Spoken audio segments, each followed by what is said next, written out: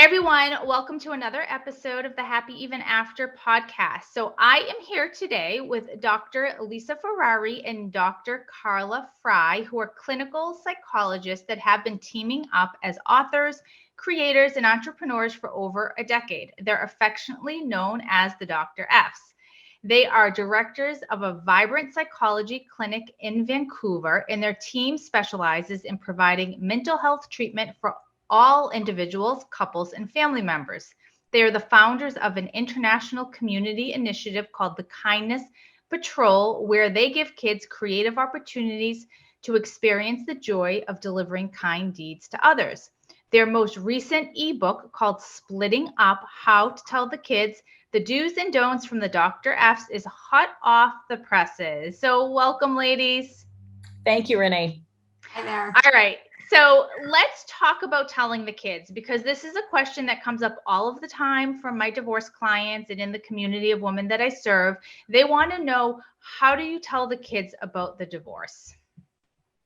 Yeah, well, I'm really glad to hear that parents are reaching out to you to ask, and they're thinking about it, and they're researching, and they're reading about it. And, one of the reasons we decided to put pen to paper or virtual space was we found ourselves over these last couple of decades saying very, very similar things and getting very, very similar questions ourselves. So we wanted to compile it and have all of our thoughts in one space. So Renee, there isn't a wrong way to do it other than not preparing.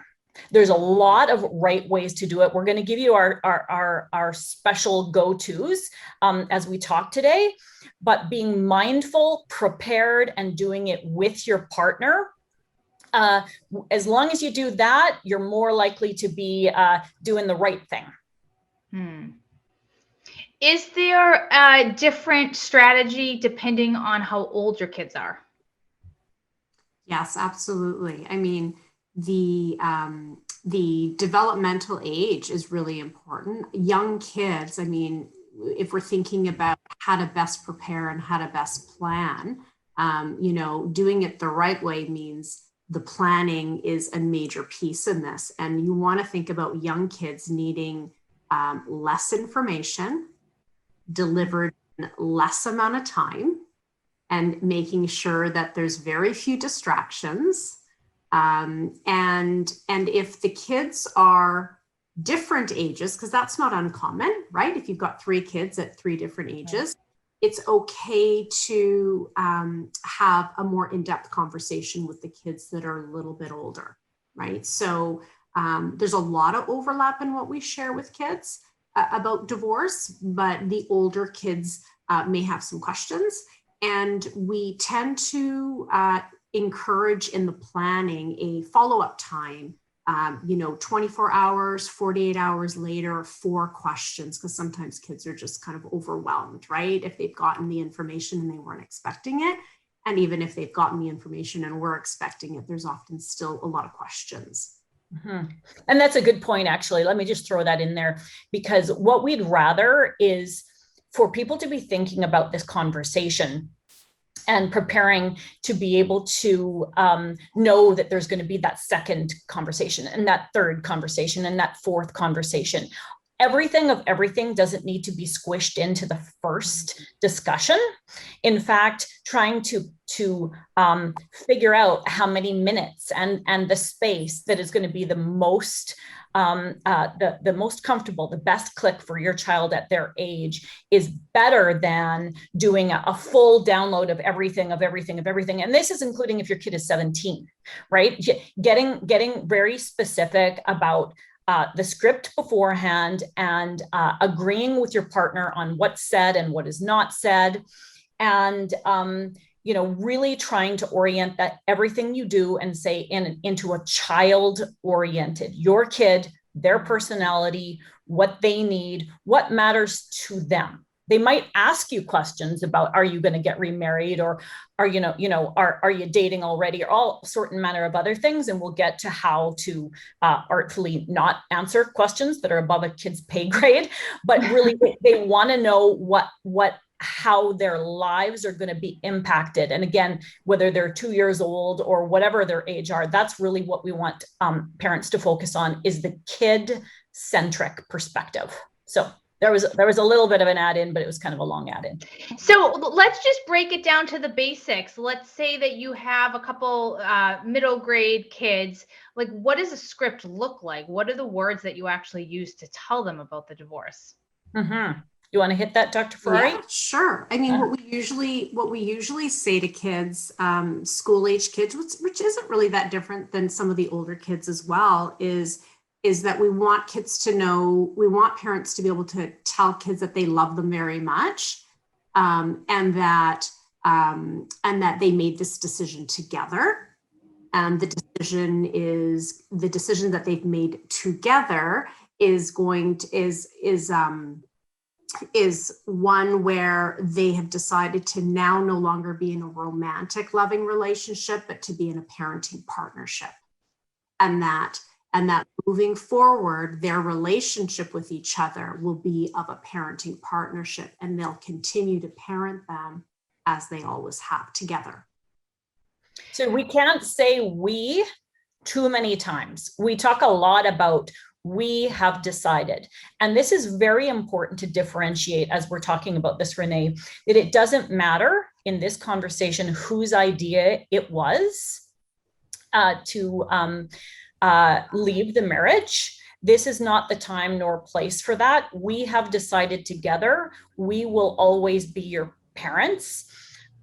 I think people are pretty good now at saying very specifically to their kids, it's not your fault, but that doesn't mean we don't want you to say it. We still want you to say it. This is a parent thing. This is not because of anything you did or did not do or say.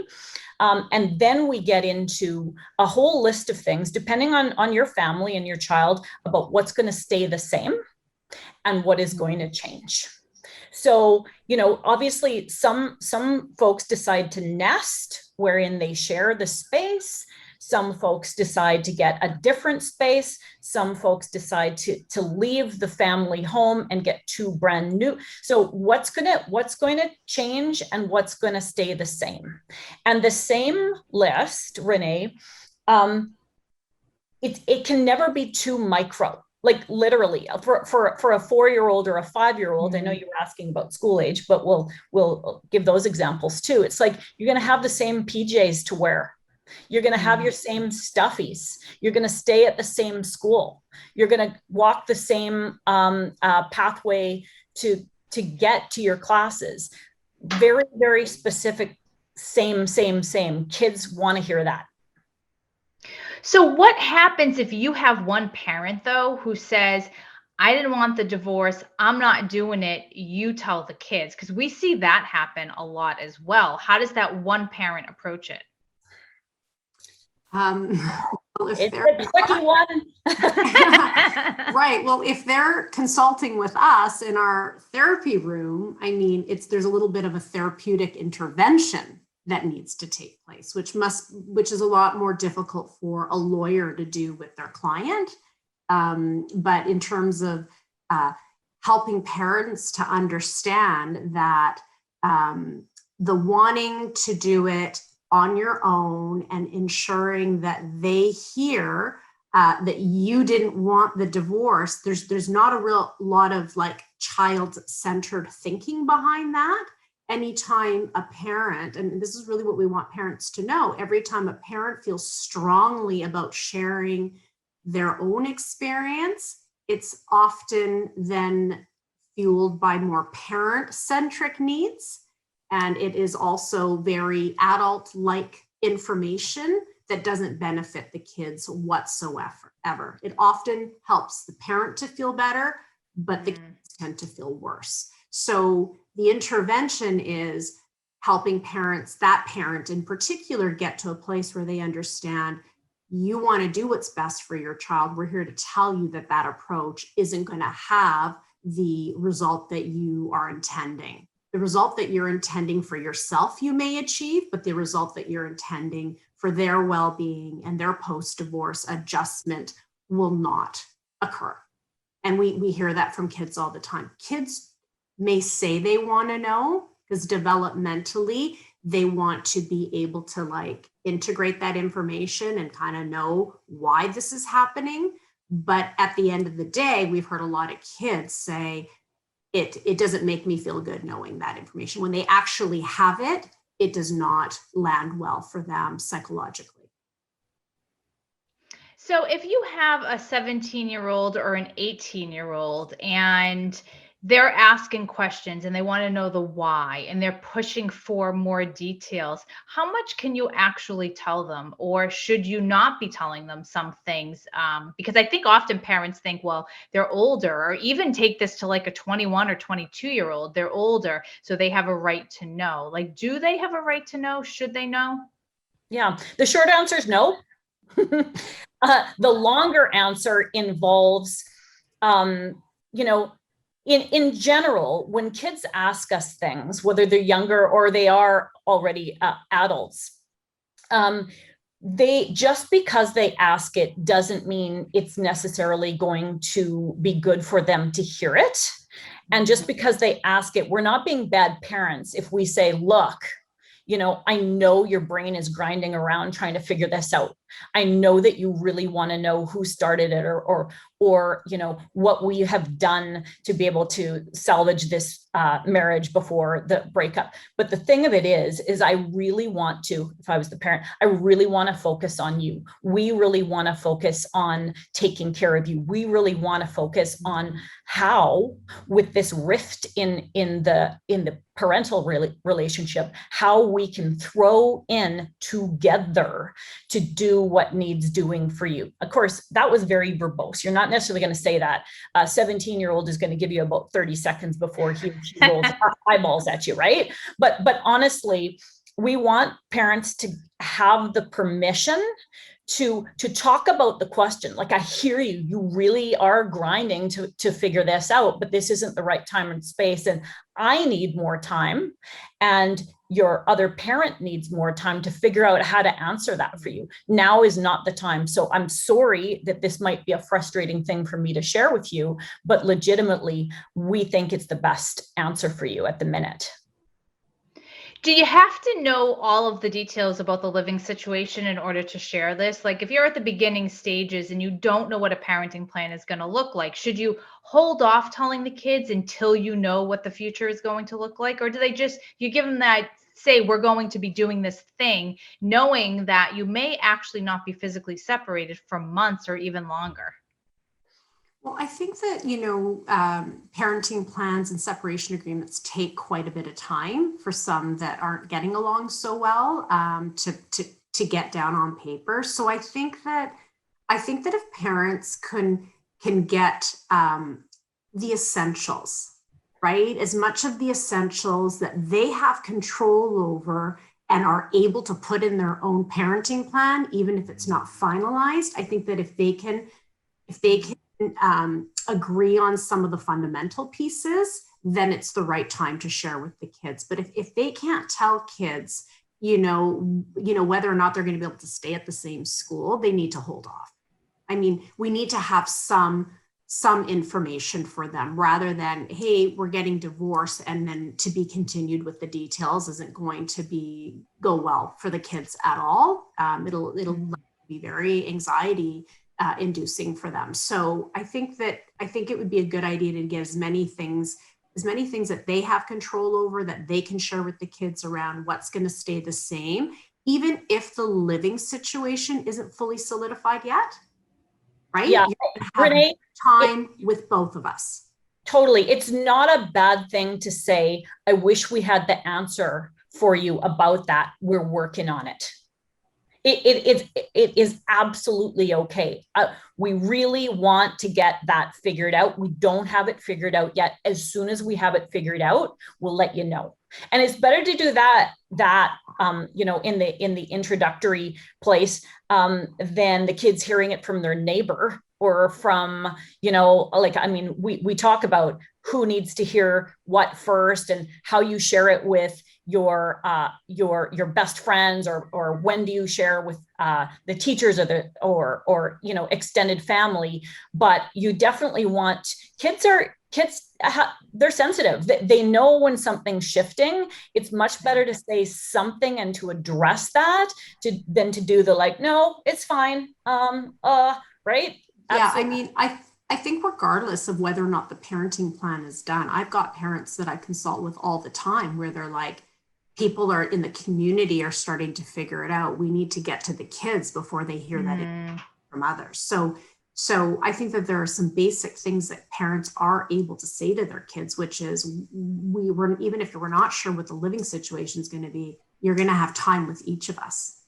You're going to still have time equally with us, whether that happens or not. But can we talk a little bit about, because everyone in the divorce space making the decision to leave, to go, and if they have kids, they're always saying, well, I'm going to stay for the kids, or I want to do what's best for the kids. Do you have any insight into the actual impact of divorce on kids? Is there anything that you can say about, what are the long-term effects of divorce compared to maybe conflict? Because that's kind of the way I talk about it, divorce versus high conflict, and those are two different things. I'm really curious about your insight there. Absolutely. Well, I mean, the research across the board demonstrates that conflict is the number one negative mental health impact on kids of any age, hands down. So I'm glad that you conceptualize it like that, Renee. And so, obviously conflict can occur if the two parties decide to stay in the marriage, and they could be miserable for 20 years with all kinds of conflict and negativity in the home. You don't need to be divorced in order to have that, and people who bring that conflict into the separation and divorce. I mean, that's where we really spend a lot of our time helping folks to figure out how to do everything in their power to reduce that conflict. And, it's not obviously a binary discussion of stay together and be unhappy or split up and be happier or it's obviously it's more complicated than that.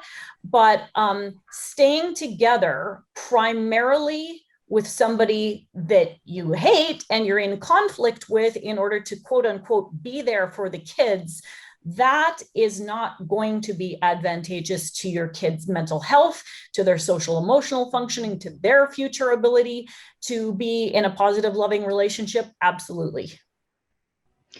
What's the impact of conflict? I'm curious, like in terms of, I mean, in growing up in a household where there's conflict, how does that impact them as adults? Well, we typically see in kids the impact of parental conflict often raises a lot of anxiety and what we call is internalized behavioral problems and externalized behavioral problems. So anything from feeling very anxious and hypervigilant a lot of the time, being incredibly distracted by the conflict, not being able to focus in school.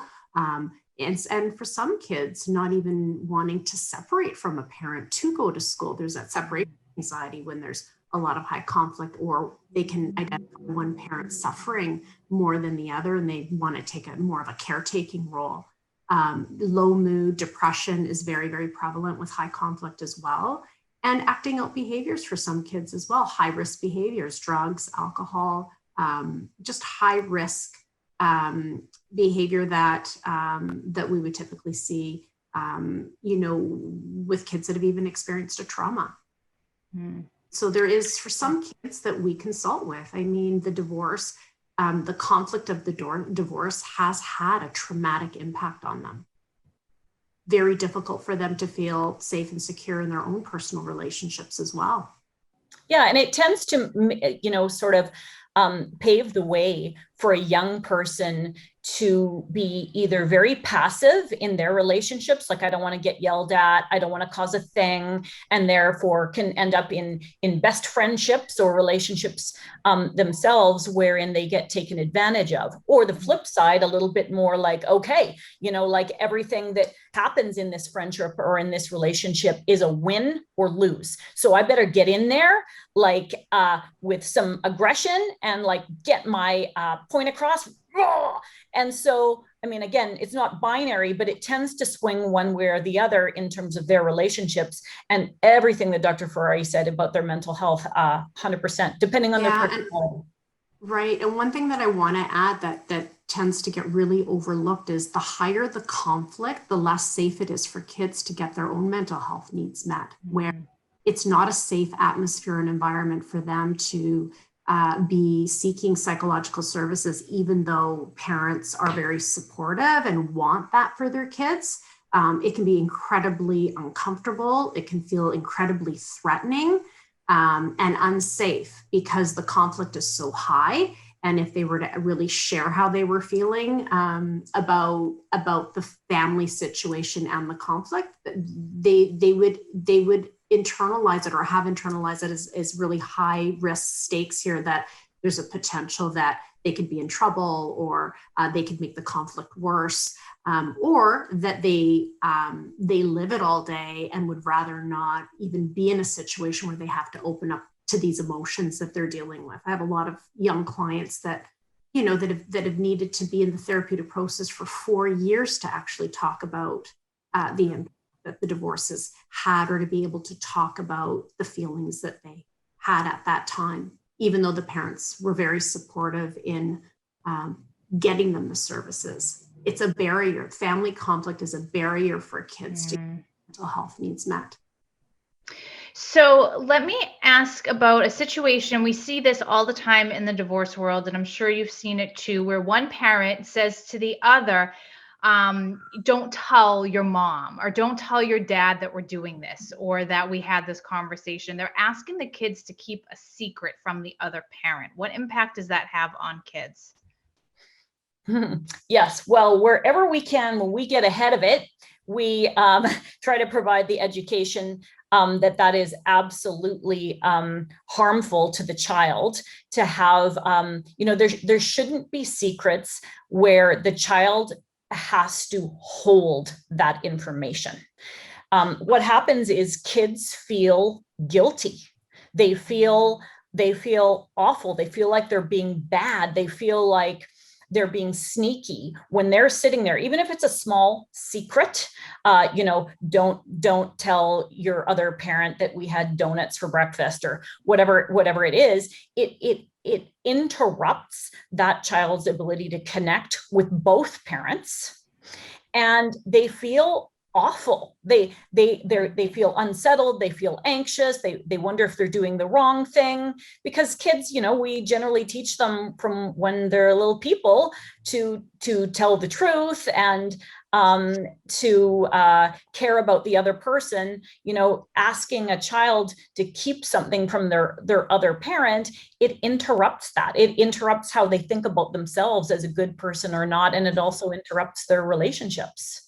You probably have more to say about that, Lisa, as well. Yeah, when we see kids throughout their childhood and into adulthood that have gone through divorce, they're more articulate in adulthood when they say, remember when, mom did this, or remember, and I'm like, oh yeah, I remember, I hated that, right? Like, they're 20 something now and they're able to say, I hated it every time that happened. Kids don't like it. Parents need to stop. I think the parent who's doing it somehow secretly thinks that they're creating some kind of positive alliance with that child. We're here to tell you that we, as psychologists, have our eye on their relationship with their child, and we're here to tell you that you're doing more damage than actually that connection that you feel because you have this secret with your child. We're here to protect your relationship, and all the kids are going to take away from that kind of behavior is the fact that they feel unsettled, and They feel anxious about it. They've got information that they don't want to keep from another parent.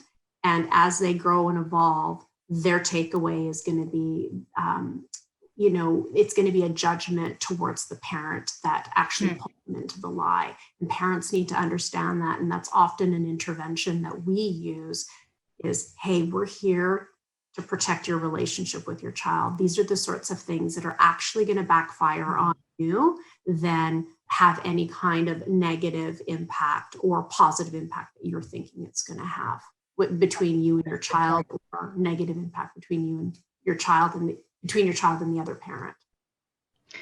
That's fascinating to me, because we do see this a lot where you have one parent who thinks like they're going to get this child to align with them. They're going to get to be their buddy. They're going to get to be the cool parent. And so they let these secrets sort of fester and tell the other parent to keep it from the other person. And that's so interesting to me, because the impact is the exact opposite of what their intention is. And they're like driving a wedge into their relationship. Do you have any, like, why does that happen? It helps the parent. This goes back to the motivation where it's very parent centric. It helps the parent to feel like they have control in a situation. It helps the parent feeling like they've got this strong alliance with that child. And the parent has some underlying anger towards the other parent. And this is a way to passive aggressively, lash out. Yeah. And what happens with that favored parent business is that subtly over time, or sometimes not so subtly, depending on the family that we're talking about, is that, the messaging is that the other parent is bad, the other parent is wrong, the other parent doesn't deserve love, the other parent is somehow a negative force. And of course, whether a child is a biological child of the two folks, or is an adopted child or otherwise, they still conceptualize themselves as part of these two people. And if half of them is bad, over time, that is going to erode in how they feel about themselves and their own sense of self and self-esteem. So it has a negative impact on the parent who's doing it. It has a negative impact on the child and also on the child's relationship with the other parent. So, yeah, full swoop. We don't like it. Yeah, we don't like it either. So what about parents who feel like we see it all the time, interrogate their child when they come back from their parenting time with the other parent, and they're peppering them with questions and they want to ask, and they're really not inquisitive saying like, did you have a great weekend? But they're really digging to pull out details of everything that other parent did that was wrong. What are your thoughts on that? Well, I think it still is in line with, you keep interrogating your kids and it's going to affect your relationship with your kids. What do you want here, right? Kids have told us firsthand, this is like the number one thing on their list. They hate the questions. And we are very, very clear with parents that they have to stop. The types of questions that we're more interested in are the open-ended ones. Tell me something that that put a smile on your face, when you had time with your mom, right? Or is there anything that you want to share from the visit? I'm always open and interested in hearing. More open-ended, leaving it up to the kids to share. But these interrogations, and that's what we call them, in our book, they are interrogations, and kids are uncomfortable and they are left feeling as though they've done something wrong, because now they're sharing information that could potentially get the other parent in trouble, but also that the parent is planting a seed with that child that the other parent isn't capable, right? Like a lot of these questions, that the other parent's doing something wrong, or that they're not capable, and that does not land well with kids. Absolutely. And because this is somebody who they trust. Yeah. And kids who get did you eat vegetables at your other parent's place? And what time did you go to bed? And did you do your homework? Did your other parent, they they tend to close down over time with that interrogating parent. So that, that question business, because it feels so uncomfortable and so emotionally unsafe, leads to a child who goes, and that's what you get. Those are the seeds that get planted. Yeah. 16 and 17-year-old boys do that too. They grunt.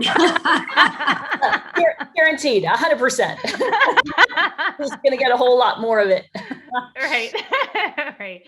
So what is the best way to support your children if you're going through a divorce? All right. Yeah, it's a big question. It's a big question. Work on your stuff, your own individual stuff. Work on your grief. Work on your self-care. Develop a crew around you that doesn't just want to diss your ex, that wants to support you, that wants to support your co-parenting, that wants to support your future. Honestly, there's so many things, but work on your own stuff. Yeah, and continue to be a parent. Don't take 5 steps back because you need to be the favored parent. Maintain your parenting values. If certain rules and boundaries and expectations are, if you believe in those things, just because the other parent's doing them differently doesn't mean that you can't honor what you value as a parent because you're hyper focused on wanting to compete with the other parent. Just really or fix your own philosophy, or fix what you think that the other parent is not doing or whatever. Mm-hmm. Or overcompensating because you feel guilty that situation. So you tend to, be a little bit more lenient with consequences and etc. But they need their parents. You need to still be able to continue to parent. And both of those there's so many million-dollar answers that both of you just dropped here, but I love the thought of like working on yourself, because if you're the happiest version that you are, you show up as a better parent, you show up as a better everything to the world, and you're not stuck in that anger, and you're not stuck in the blame game and looking at your ex as like that person being the root of all of your misery. And you don't do that. And when you're not doing that, you're a happier person and happier mom or dad. So I think that's so important. So let's talk about your book. It is called Splitting Up: How to Tell the Kids the Do's and Don'ts from the DrF's. What inspired you to write it? Well, we have an entire e-course where we go through the start, the middle, the finish, but we wanted this little ebook to be able to be available quickly at people's fingertips, and it really addresses something that we're asked so frequently. What do we say? How do we say it? What do we not say? And we wanted to just to be deliverable in one nice little package. Some people don't want to consult with psychologists, don't have the finances to go ahead and get, consultation about this, or maybe their legal counsel doesn't really exactly know how to direct them. So really to get that answered, it's not the everything, but it's a great place to start. And we want people to feel competent and that they can do this. Yeah. And you actually give scripts in this book. Like you give the scripts of what people can take and the things that they can say to their kids, which I think is so important, because that's a time when you're kind of at loss for words and you're looking for someone to guide you. So that resource is so good for that exact purpose. How do we find it? Amazon. Amazon rules the world. All right. How do we connect with you? And are you open? Do you work with everyone? Do you have to be in Vancouver to work with you? Yes. Well, legally, according to our college, we consult with folks in terms of our professional consultation within the province of British Columbia in Canada. But we wanted to be able to have some of the information available, via e-course and books and so on and so forth for people all around the world. But our Instagram is clinically happy, and it tends to at clinically happy. It tends to be where we share information for people who cannot get to us personally in our clinic. And we try to have as much good info on there for as many people as possible, cross-section.